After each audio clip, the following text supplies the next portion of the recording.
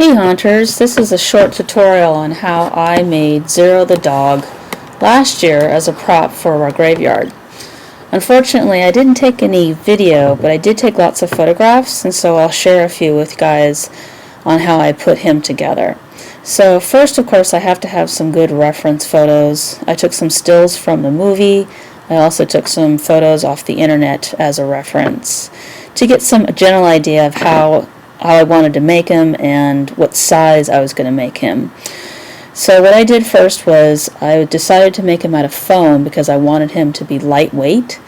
So I got a chunk of foam. It's roughly about 4 inches wide and about 10 inches long, and I went ahead and I started drawing on the foam to get an idea on how big his head was going to be.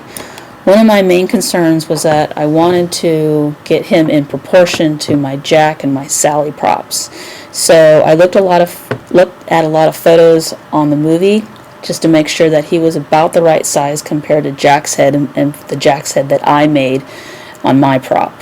So he is roughly about 7 inches long from the end of his head to his nose, and then another 3 inches for his head. And initially I actually made the nose a little too long, and so I had to cut him down. So the first thing I do, you can see the overhead picture here, is I cut his nose and his head shape out, and then I started cutting out pieces of the foam for the contours of his head. In this picture you can see the whole head cut out just as a profile. And from here I can actually take some sandpaper and start sanding him down to more of a roundish head and the shape of his mouth. Getting closer as I slowly, very carefully, since the foam is thin, to get more of a shape of his face and his mouth parts. And this is another picture where we're getting a little closer to his actual shape using the hot wire foam cutter and again with the sandpaper. So here we are even closer, and it's starting to actually look like his head, and that's at that point I did cut his nose down because I didn't want it too long in proportion to the rest of his body. And the lower mouth came off, and I knew that was going to happen because it's a really thin part on the actual dog head, and I wasn't worried about it. That was okay. You can see that I got it really smooth with the sandpaper, and then I was planning on reattaching the lower jaw anyway with some clay. So here's the lower part of the mouth reattached. I used paper mache clay, which is joint compound, glue, and and toilet paper, which has been watered down and squeezed out. And then once it dries completely, then it dries as hard as a rock. And you can see it's completely fine. And then there's some contours over his eyes to give it a little bit more shape. Also with paper mache clay. And there's another shot of it. You can see it's pretty close. It's pretty close to the way the dog looks. Once it's completely dry, then I put a layer of paint over him, of course white paint, really simple. Let it dry, and then I started blackened out the eyes. I think I used just black paint. I think I tried a Sharpie and that didn't really work. There's a couple places where the foam was a little rough, and I did use some paper mache clay to smooth it out.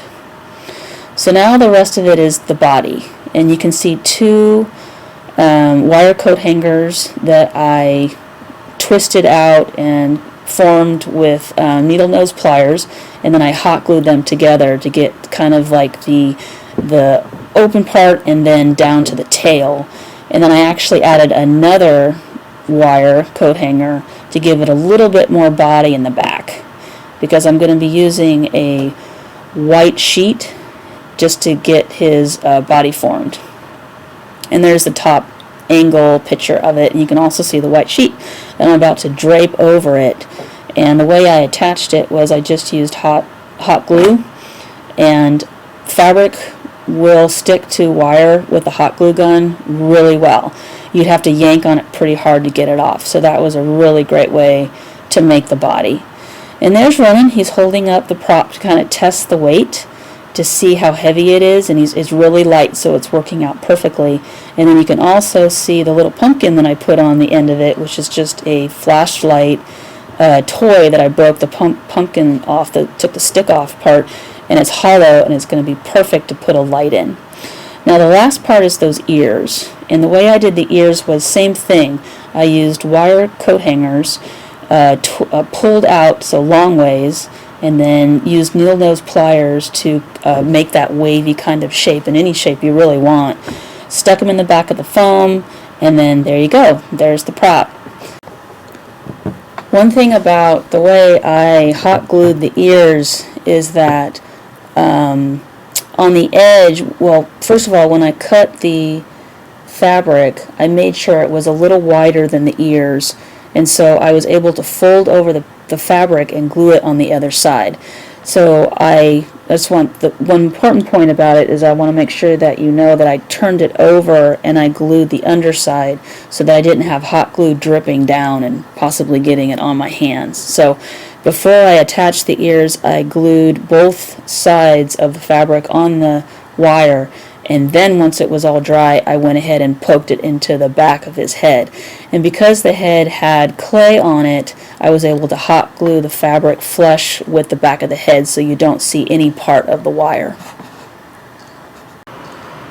So there's the final prop. My son Draken's holding him up. He's very proud of himself because he did help me cut the fabric, and he's ready to be attached to the parallel bar mechanism that makes him bob up and down. He's simply just zip tied to the top of that pole or the metal pole with a couple pieces of cardboard so that it's a little more firm for him and he's not going to slip off.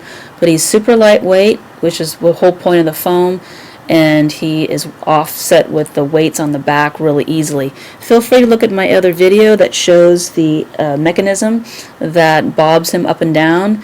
And we really love his prop. He's really fun. I love him. He looks great in our graveyard, and he's a nice complement to our Jack and our Sally props in the graveyard. So hope this was helpful. He's a really fun prop to make, and I'm sure there's many ways that you can make this prop, but this was how I did it, so hopefully it was helpful to you on a way that you can make this prop. So thanks for watching, and of course, happy haunting. Scream, this is Halloween, red and black and slimy green. Aren't you scared? Well, that's just fine.